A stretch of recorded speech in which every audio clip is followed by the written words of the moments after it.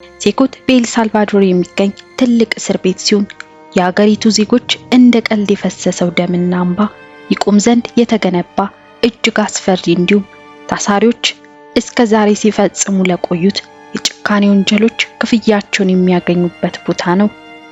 ፍጹም እንደ ልባቸው ሲኖሩና በፈለጉት አቅጣጫ የሀገሪቷን አካሄድ ሲዘውሩ ለነበሩት ጨካኝ ወንጀለኞች ግብዓተ መሬት መፈጸሚያ ሆኖ የተቋቋመ በኤል ሳልቫዶር የሚገኘው በመላው ዓለም ግዙፍ ከሆኑ እስር ቤቶች ሴኮት አንዱ ሆነ። ኤል ሳልቫዶር በቅጽል ስሟ የእሳተ ገሞራዋ መሬት ትባላለች። ተደጋጋሚ የሆነው የእሳተ ገሞራ ይህንን ቅጥያ ስም አሰጥቷታል። ኤል ሳልቫዶር መጠናቸው አነስ ያለ ነገር ግን ተደጋጋሚ በሆነው የመሬት መንቀጥቀጥ ክስተቷም ትታወቃለች። ኤል ሳልቫዶር በስፔን ቀኝ ግዛት ውስጥ ከወደቀች በርከት ካሉ ዓመታት በኋላ 1821 ዓመተ ምህረት ነፃነቷን ብታገኝም የሀገሪቱ ሰላምና መረጋጋት ግን ከጊዜያት በኋላ መደፍረሱ አልቀረም። በዚህም ኤል ሳልቫዶር ለመኖር እንዲሁም ለመጎብኘት አስቸጋሪ ሆና ተፈረጀች። ይህም የሆነው በሀገሪቱ የተነሱት የጋንግ ቡድኖች በቡድን በመሆን ሀገሪቱን ሕግ አልባና መሪዎቿን አቅመቢስ ባደረጉበት አጋጣሚ ነበር። ኤምኤስ-30 እና ባሪዮቲ የተሰኙት ሁለት እጅግ በርከት ያለ ቁጥር ያላቸው የወንበዴ ቡድኖች በመነሳት መንግስት ያላት ሀገር ውስጥ የራሳቸውን ሕግና ግዞት መስርተው የሀገሪቱን ነዋሪዎች በመዝረፍ ግብር ለነሱ እንዲገብሩ በማድረግ ከዛም ባስ ሲል በርከት ያለ ቁጥር ያላቸውን ሰዎች ይገድሉ ነበር። ይህ ደካማ የሆነ ማዕከላዊ መንግስት ለወንበዴዎቹ እንደ ልብ መፈንጨት ምላሽ መስጠት ሳይችል ነዋሪዎች ያለ ሕግ ከለላ ያለ በቂ ጥበቃ ሀብታቸውን ይዘረፋሉ፣ ህይወታቸውን ያጣሉ። እነዚህ አስፈሪ የወንበዴ ቡድኖች ኤምኤስ-30 እና ባሪዮቲ ከጊዜ ወደ ጊዜ ቁጥራቸውን እያበራከቱ ነዋሪውን እረፍት ነሱት። ሀገሪቱንም ለመኖር እጅግ አደገኛ ከሆነ ግንባር ቀደም ሀገሮች አንደኛዋ ሆነች። በ2015 ዓመተ ምህረት እንደተስተዋለው ሀገሪቷ ትልቋ የሰው ልጅ ግድያዎችን የምታስተናግድ ሀገር ሆና የደረሰችበት ደረጃም በትክክል በጦርነት ውስጥ ባለ ሀገር ውስጥ የሚስተዋል የሞት ቁጥር ጋር የሚመሳሰል ነበር። ኤል ሳልቫዶር የወቅቱ መንግስት ፍጹም ከቁጥጥር ውጭ የወጣውን የኤል ሳልቫዶር ባለንቅሳታሞቹ የወንበዴዎች እንቅስቃሴ የመንግስቱን ደካማነት ይበልጥ የሚያሳይ ሆነ። ንጹሃን ነዋሪዎች አንዳች ባላጠፉት ጥፋት በስጋት የሚንቀሳቀሱባት፣ ወንበዴዎች በአንጻሩ በነፃነት የሚፈነጩባትን ሀገር ለማዳን ግን የአንድ ሰው መምጫ ጊዜ ወሳኝ ነበር። ይህ ሰው ናይብ ቡኬሌ የተባለ ዋና ከተማዋን በከንቲባነት ሲያገለግል የቆየ ሰው ነበር። በ2022 የኤል ሳልቫዶር ብሔራዊ ምርጫ በተካሄደበት ወቅት ከእጩዎቹ መካከል አንዱ ቡኬሌ ሆኖ ምርጫውን አሸነፈ። ቡኬሌ ከመመረጡ በፊት ሀገሪቷን ለማስተዳደር ፕሬዝዳንት ሆኖ የሚመረጥ ከሆነ እኚህን ወንበዴዎች ሙሉ ለሙሉ እንደሚያጠፋ ቃል መግባቱን ተከትሎ ለፕሬዝዳንትነት ከተመረጠ በኋላ በመጀመሪያዎቹ ቀናት በቀጥታ የገባበት ስራ የሀገሪቱ ትልቅ አደጋ የሆኑትን ቡድኖች ለማጥፋት መስራት ነበር። ድፍረትና ጀብደኝነት የተሞላበት የቡኬሌ እርምጃ ለእነዚህ በክፉ ስራቸው ውስጥ ተደላድለው የተቀመጡትን ወንበዴዎች እረፍት የሚነሳ ሆነ። በቡኬሌ የሚመራው የሀገሪቷን ወደ ሰላሟ የሚመልሳት ተልዕኮ ፍሬው በጊዜ እየታየ መጣ።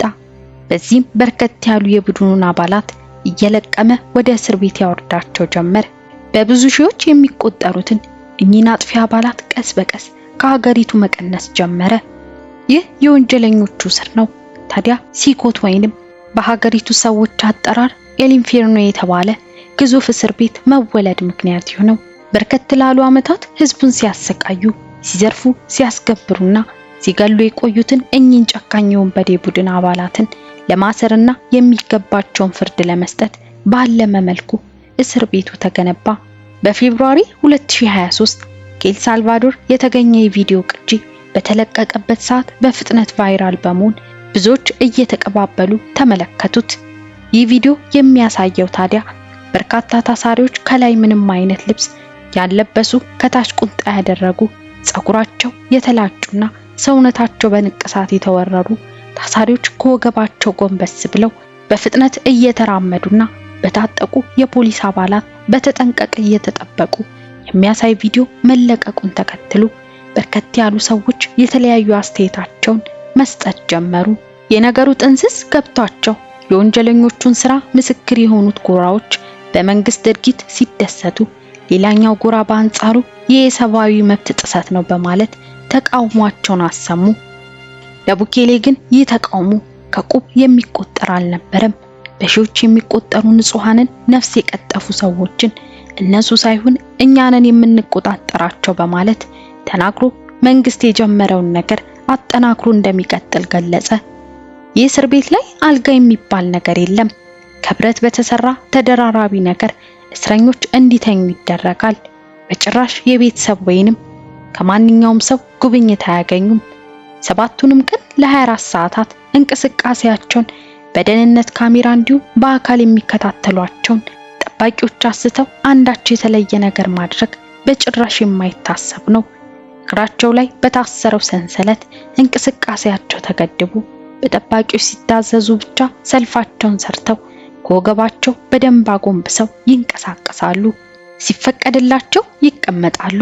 በቀን 2 ጊዜ እንዲበሉ የሚፈቀድላቸው እስረኞች አይናቸው ወደ መሬት አቀርቅረው 24 ሰዓት መብራት በማይጠፋበት እስር ቤት ውስጥ በዝምታ ይኖራሉ። ከነዚህ እስር ቤት ለማምለጥ ሙከራ ማድረግ የማይታሰብ ነው።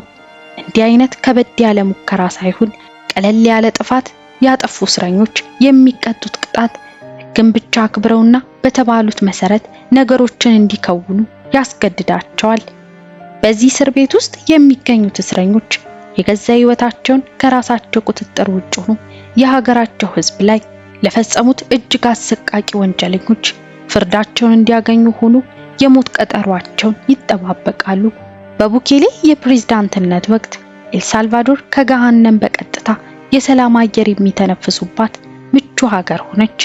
የዚህ ጠንካራ መሪ ውሳኔና የመሪነት ችሎታ የኤልሳልቫዶርን ሕዝብ በስም ብቻ ሲያውቀው የኖረውን ሰላምና ነጻነት ዳግም ችሮታል። በዚህም የእጅግ ግዙፍ እስር ቤት በሺዎች የሚቆጠሩ የሰው ደም ያለባቸውን ታሳሪዎች መቃብር ሆኖ ቀብሮ ከዓለም ለይቶ አስቀምጧቸዋል። ኤልሳልቫዶርም የጎብኚዎች ሁነኛ ምርጫ ሆና በርከት ያሉ ጎብኚዎች ወደ ሀገሪቷ መግባታቸውን ቀጠሉ። በደም የጨቀየው የዓመታት የሀገሪቷ ታሪክ ተቀይሮ ተውባና ሸብርቃ ዳግም የደስታ ሳቅ መሰማት ጀመረ። ውድ ቤተሰቦቼ ለዛሬ ያዘጋጀሁት ቪዲዮ ይህን ይመስል ነበር። እናንተስ በዚህ ታሪክ ላይ ምን ሐሳብ አላችሁ? ሐሳባችሁን ኮሜንት ላይ አሳውቁኝ። ለዚህ ቻናል አዲስ ይሆናችሁ ሰብስክራይብ እያደረጋችሁ ተቀላቀሉ። ቪዲዮ ከተመቻችሁ ላይክ በማድረግ እንዲሁም ሼር እያደረጋችሁ ለሌሎች እንዲደርስ አግዙኝ እያልኩኝ በሌላ አዲስ ታሪክ እስክንገናኝ ድረስ ቸር ቆዩልኝ።